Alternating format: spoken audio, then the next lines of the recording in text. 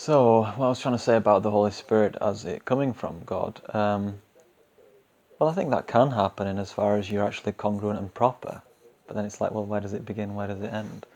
I'm just trying to say that if you're trying to attribute the origins of the Holy Spirit, maybe you're looking for the self, maybe you're looking for focus on the Holy Spirit, the perception, the intent, the heart, the loyalty to God, listening to His Word, and just the congruence, that law that gives you that gladness, and indeed your own gladness that sometimes you kind of got to fight out of things informationally just to feel like you've done your duty, just to feel worthy.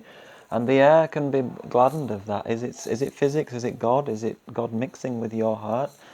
All of this is not really need to be explored because the heart knows it. It is all of that. It's all as and when and as much.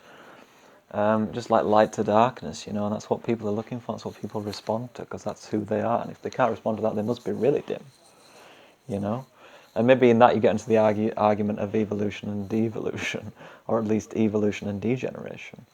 Or maybe it's not evolution, maybe it's changes of genetic expression that might be attributed to Satan. And you might also make the argument that certain people have distorted features based on what Satan has done over the centuries, that we don't even, or millennia, that we don't even have a clue about. You know what I mean? But I just put everything in the hands of God. See from the eyes of righteousness. We all know who we are, and we all know what we want, and we all know what we don't want to put up with in our nations, and that's normal.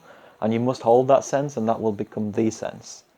And every nation that's got sense does that. It's because we think we know what sense is, we think we know what God is, that we actually get things so wrong. Or we create despair, we go, oh, well, God's not this, and God... Or we even say, okay, maybe some of us say, people have the wrong idea of God, so we must.